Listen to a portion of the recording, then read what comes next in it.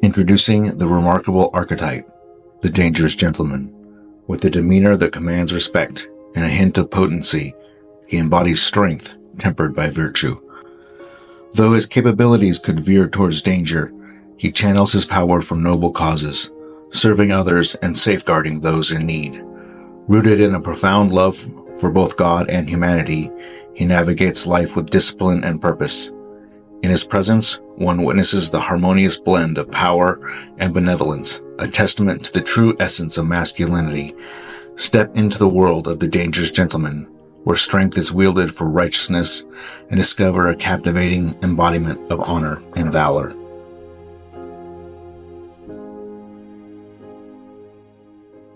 Greetings and welcome to the Dangerous Gentleman podcast. I am the Dangerous Gentleman. No, I did not give myself that nickname, but I certainly did earn it. So I got a lot of good feedback over the last couple of episodes, and people really seem to enjoy me giving my take on current events. So we're going to do a little bit more of that today. We're going to talk about current events in light of several of the principles that I have talked about on previous episodes. And so you'll probably recognize a few of these things.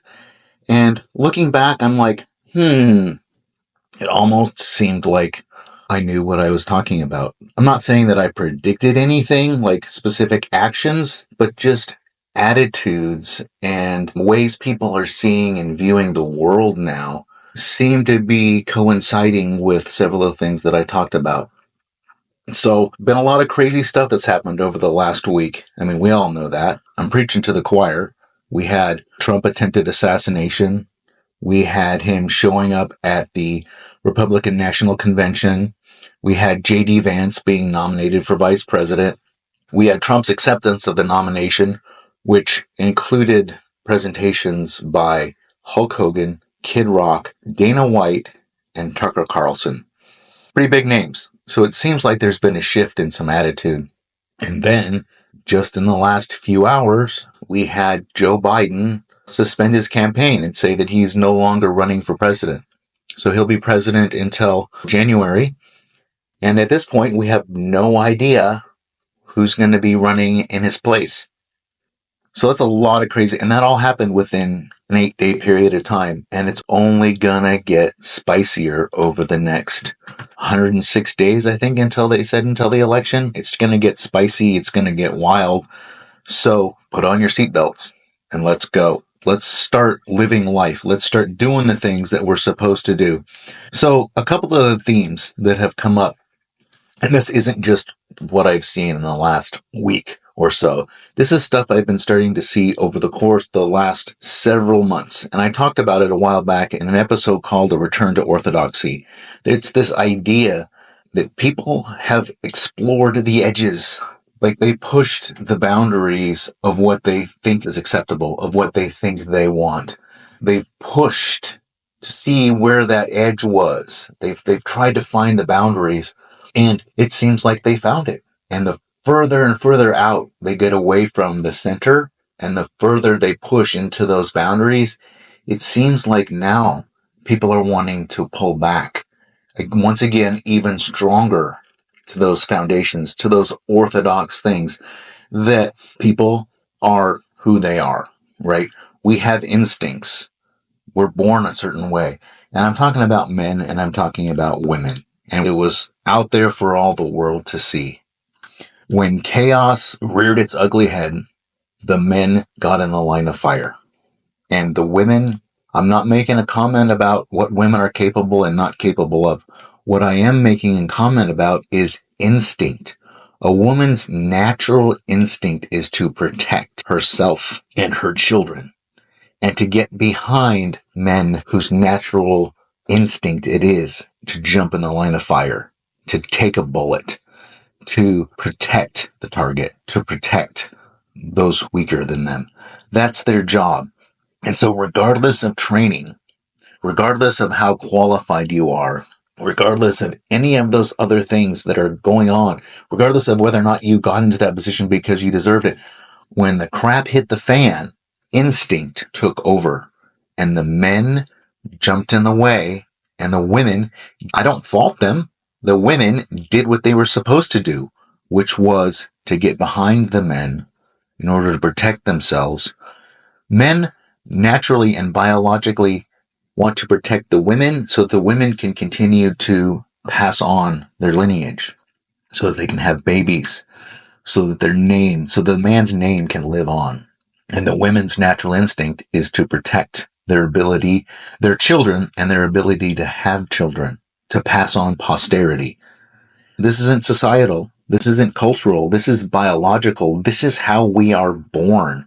And this is what, like, the whole country kind of just went, oh, I see now. That's what men are for. And that's what women are for. And there's nothing wrong with that. Each of those positions, each of those statuses, the men and the women, those are things to be celebrated. Men can and will do things that women won't. Women can and will do things that men won't. And it's supposed to be that way. And we need to not poo-poo that. That's not anything negative. We need to celebrate that. It needs to be celebrated. Motherhood is an amazing thing. I will never be a mother.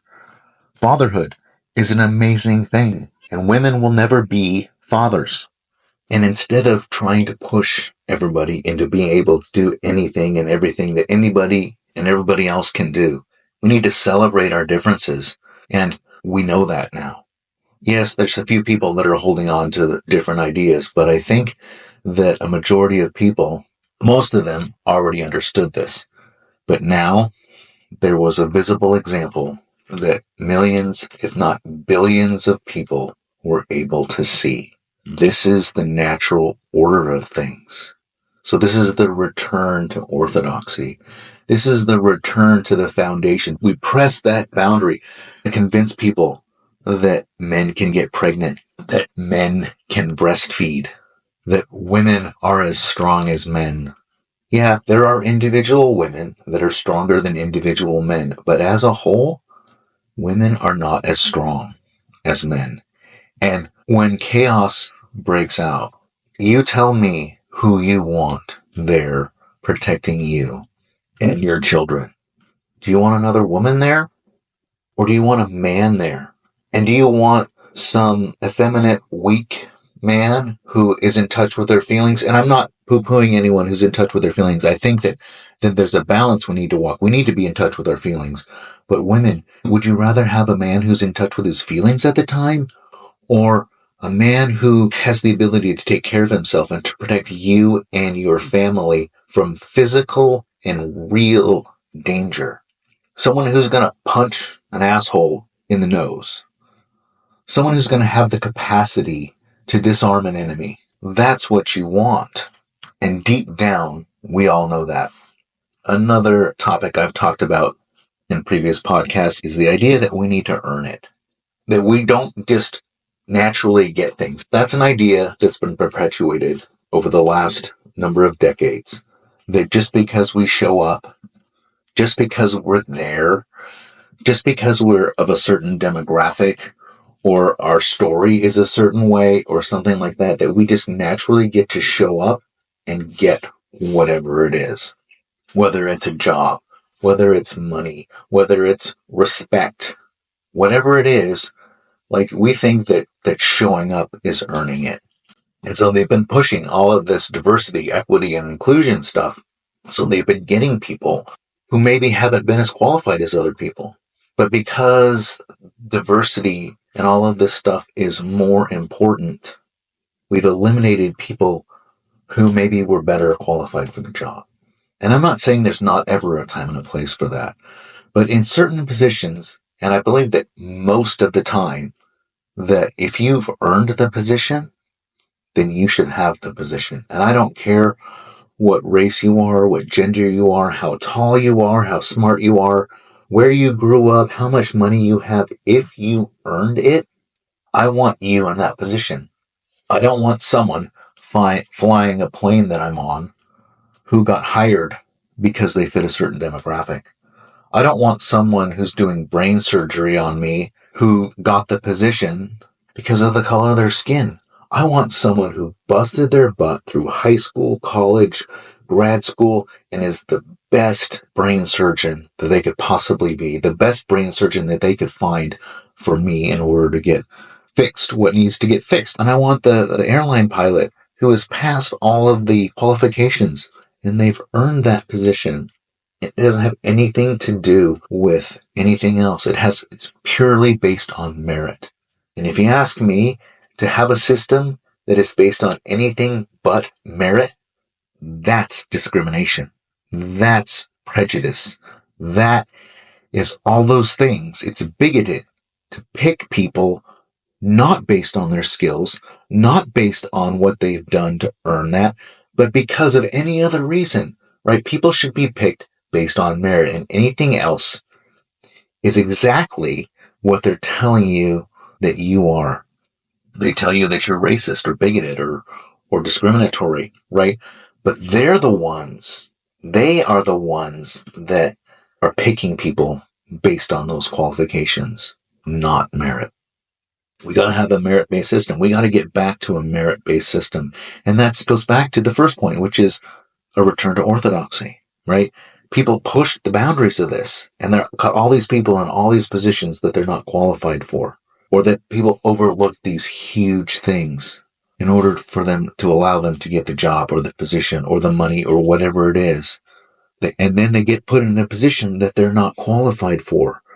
And then when the shit hits the fan, they're not ready. And bad things happened. And that's exactly what we saw last weekend. The last point I want to make is another thing that I've talked about a lot is taking responsibility. No one is stepping up and taking responsibility. And I'm sure some people have been like, yeah, we made a mistake here. Yeah, we made a mistake here. People have admitted a few mistakes, but no one has really stepped up and said, this was my bad and I deserve to lose my job. I deserve whatever punishment it is, right? Because major mistakes were made and people died. Someone needs to take responsibility for that. What could have happened if Donald Trump hadn't turned his head, or if that bullet was just a little bit one way or the other, or the wind wasn't blowing, or whatever? There's a whole, we've all heard all of the factors, right? If any one of those had been off, we're looking at a very, very different world today. Very different America, but also a very different world. And I'm not going to get into a bunch of commentary about how that is, right? But we all know that the world would be very vastly, drastically different today had that bullet killed Donald Trump last week. But still, no one is stepping up to take responsibility. People are being forced to take responsibility. So there's a difference between taking responsibility. When you take something, that is an intentional action. You are taking responsibility. People have accepted blame. So when you accept blame, you are allowing someone else to put that blame on you. And then only when you realize that there's no denying it, you accept it. It is a passive response. When you take responsibility, that is an active, intentional response. And it is the first step to becoming a better person, is to take responsibility. But no one is doing that. It's being forced on them, right? I'd like to think that, God forbid, I was ever in a position like that, I would be able to step up and be able to say, you know what, guys, this is on me. I made a mistake. I'm going to resign. I'm going to step down. I'm going to do whatever it is, right? But to take responsibility, take the active position to be responsible for it. And then whatever circumstances, whatever repercussions there are as a result, take those standing up with pride. And so over the course of the last week, all of this stuff has been thrust right into the forefront of culture, of society. People want to get back to something that's solid. People want to get back to something that's real, to what they know, what they see with their eyes, and what they experience through their biology. I think that the world is done. I think that for the most part, there's going to be people that are going to hold on to the opposite side of things. There's going to be plenty of them because people don't want to take responsibility. But I think the world can now see And a whole bunch of people woke up to the reality of where all of this exploring the boundaries and pushing the edges of reality has gotten us. And it hasn't gotten us anywhere good. We need to get back to what we know, to what is solid and what is real. We need to earn what we get in life, and we need to take responsibility for our actions.